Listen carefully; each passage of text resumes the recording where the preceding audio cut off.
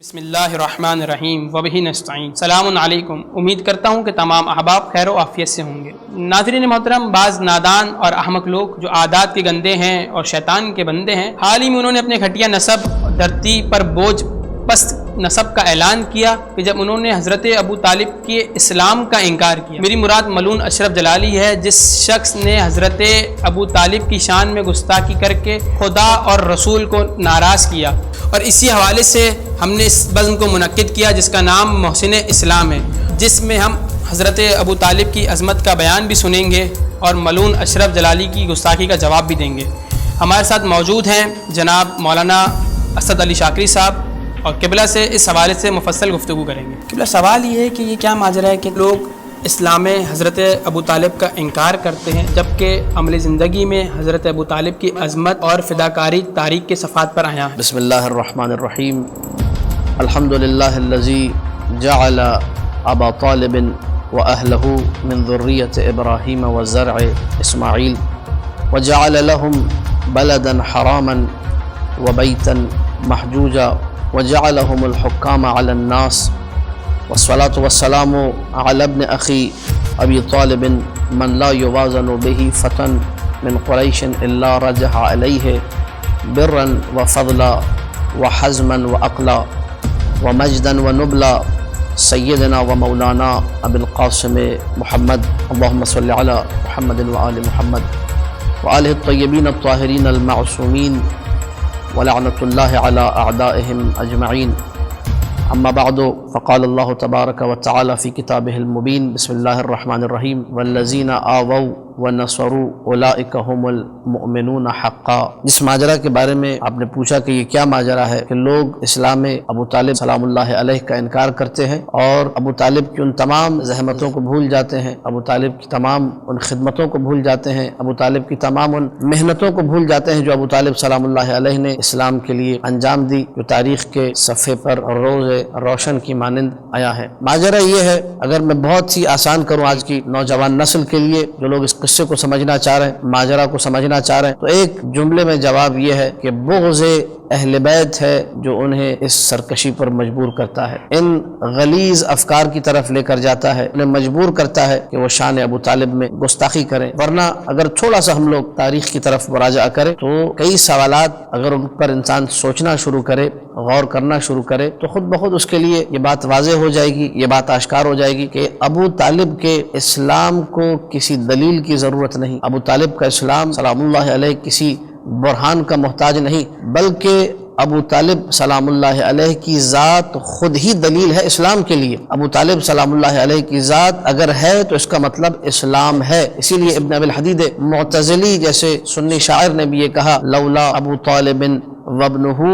لما مثل الدین شخصا وقاما، اگر ابو طالب اور ان کے بیٹے علی ابن ابی طالب نہ ہوتے تو دین کا کوئی وجود نہ ہوتا، عطا پتہ نہ ہوتا، دین کو لوگ جانتے ہی نہیں اگر ابو طالب اور ابو طالب کے بیٹوں کی محنت نہ ہوتی۔ یہ ایک سنی عالم دین کا اعتراف ہے، لیکن سوال یہ ہے کہ کیا ماجرا ہے، قصہ کیا ہے کہ لوگ ان تمام چیزوں کے باوجود حضرت ابو طالب کی فداکاریوں، جانثاریوں، نصرتوں اور ان حمایتوں کے باوجود جو رسول اسلام کے لیے انہوں نے انجام دی، پھر بھی اسلام ابو طالب کا انکار کرتے ہیں۔ بات یہ ہے کہ بنو امیہ نے بغض ابو طالب میں اور اولاد ابو طالب میں اسلام کا انکار کیا، اس کے بعد بنو عباس نے بھی آ کر اس چکر میں کہ ہم لوگ دشمنی علی میں ابو طالب سلام اللہ علیہ کو نعوذ باللہ مشرک قرار دیں گے، اور اپنے جد جو کہ ابو طالب ہی کے بھائی ہیں، رسول کے چچا حضرت عباس، ان کو ہم یہ بنا کر پیش کریں گے کہ وہ اسلام لائے تھے، وہ مسلمان تھے، ہم ان کی نسل سے، خلافت ہمارا حق ہے۔ تو بنو امیہ اور بنو عباس دونوں کی شیطنتوں کو اگر جمع کیا جائے تو وہ جمع ہوتی ہے یہاں آ کر کے کوئی اسلام ابو طالب کا انکار کرے۔ یعنی اگر آپ نے بنو امیہ کی پستی کا عروج دیکھنا ہے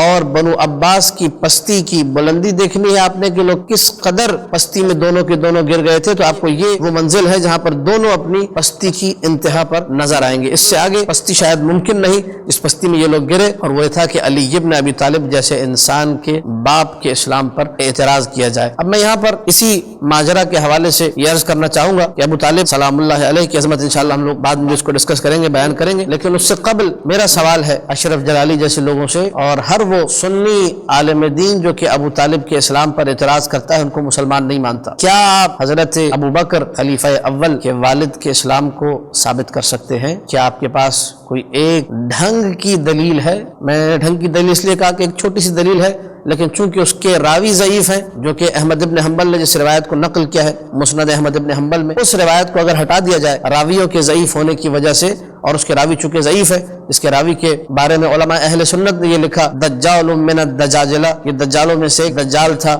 یہ کذاب ہے، اس کی روایات موضوعات میں سے ہیں، یہ گھڑتا تھا روایتیں، گھڑی ہوئی روایت کو پیش کیا جا رہا ہے اسلام ابو قحافہ کے لیے جو کہ حضرت ابو بکر کے والد تھے۔ تو سوال یہ ہے کیوں آج تک کسی نے ابو بکر کے والد کے اسلام پر بات نہیں کی؟ خلیفہ دوم حضرت عمر کے والد کے اسلام پر بات نہیں کی؟ خلیفہ سوم حضرت عثمان کے والد عفان کے بارے میں کسی نے آج بات نہیں کی؟ رسول کے اور بھی چچا تھے، کیا حضرت حمزہ رسول کے چچا نہیں تھے؟ حضرت عباس رسول کے چچا نہیں تھے؟ تو ان سب کو چھوڑ کر صرف بات ہوتی ہے تو اسلام ابو طالب کی بات ہوتی ہے۔ خلفائے راشدین جن کو عالم اسلام خلفائے راشدین کہتا ہے، اور وہ 4 خلیفہ جن کو خلفائے راشدین سے تعبیر کیا جاتا ہے، ان میں باقی 3 خلفاء کے اسلام پر کیوں بات نہیں ہوئی آج تک؟ صرف حضرت علی ابن ابی طالب سلام اللہ علیہ امیر کائنات امیر المومنین کے والد کے اسلام پر کیوں بات ہو رہی ہے؟ تو بات سامنے آ جاتی ہے کہ یہ بغض علی ابن ابی طالب تھا۔ جب علی ابن ابی طالب کا کچھ نہ بگاڑ سکے، ان کی ذات پر کوئی عیب ان کی ذات میں تلاش نہ کر سکے، کسی حوالے سے ان کے کردار پر حملہ نہ کر سکے، تو کہا چلو ابو طالب کو کافر کہہ دیتے۔ یہ علی ابن ابی طالب کی نسب میں کمی کا باعث بنے گا، نعوذ باللہ۔ یعنی وہ شخص جو ابو طالب کے اسلام پر اعتراض کرتا ہے، حقیقت میں وہ ابو طالب کے مرتبے کو گھٹانا چاہ رہا ہے۔ یعنی اوروں کے والد تو اسلام لے آئے، علی کے والد اسلام سے محروم رہے، علی کے والد مسلمان نہیں ہوئے۔ یہ کون کرتا ہے؟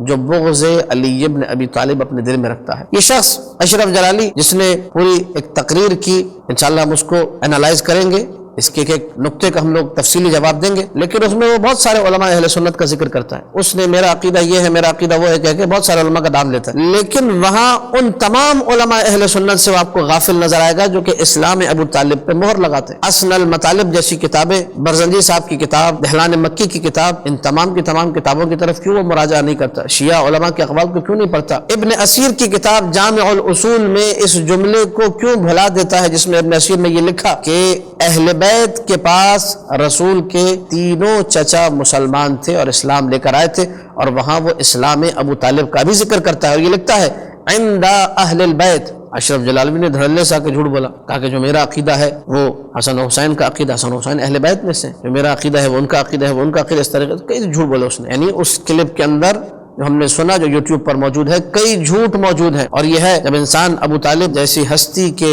معاملے میں گستاخی پر اترے اور اپنے دل میں موجود ظلمتوں کو عیاں کرے، اور وہ کدورت اور وہ بغض جو اہل بیت سے رکھتا ہے انسان جب اس کو عیاں کرے گا تو لازمی سی بات ہے اسے گندی چیزوں کا سہارا لینا ہوگا، جن میں سے ایک بدترین چیز جھوٹ ہے۔ اشرف جلالی نے بھی جھوٹ کا سہارا لیا اور لوگوں کے سامنے آ کر برملا کہا کہ ان کا اسلام ثابت نہیں تھا۔ مجھے یقین ہے، میں چیلنج کرتا ہوں اپنے اس کلپ کے ذریعے سے، آپ خلیفہ رابع جو آپ کے خلیفہ رابع، آپ ان کے اسلام کو بھی رہنے دیجئے۔ آپ کو چیلنج ہے، پاکستان کی کسی عدالت میں آپ آنا چاہیں، آپ اپنی وہ ساری کتابیں جن میں آپ پنیاں لگا کے بیٹھے ہوئے تھے، مجھے معلوم ہے آپ کو ایک کتاب بھی ڈھنگ سے پڑھنا نہیں آتی، آپ کا جہل اس قدر آیا ہو چکا ہے میرے لیے۔ آپ کو چیلنج ہے، پاکستان کی عدالت یا دنیا کی کسی عدالت میں آ جائیں، اگر آپ نے حضرت ابو بکر کے والد کا اسلام ثابت کر دیا، جو آپ کہیں گے ہم ماننے کو تیار ہو جائیں گے۔ میں اپنا مذہب چھوڑ دوں گا اگر آپ نے ابو بکر کے والد کا اسلام ثابت کر دیا، اس سے بڑا اور کیا چیلنج ہوگا؟ لیکن آپ ان ساری باتوں کو بھلا کر کہاں گئے؟ حضرت ابو طالب کے اسلام پر، علی کے بابا کے اسلام پر۔ علی کے بابا کی وجہ سے اسلام ہے، اگر علی کے بابا ابو طالب نہ ہوتے تو آج نہ دنیا میں نمازیں ہوتی، نہ دنیا میں روزے دار ہوتے، نہ قرآن کی تلاوت ہوتی، محمد رسول اللہ کو اعلاء کلمہ، لوگوں کو کلمہ پڑھانے کا موقع ہی نہیں ملتا اگر ابو طالب اور ابو طالب کا خاندان نہ ہوتا۔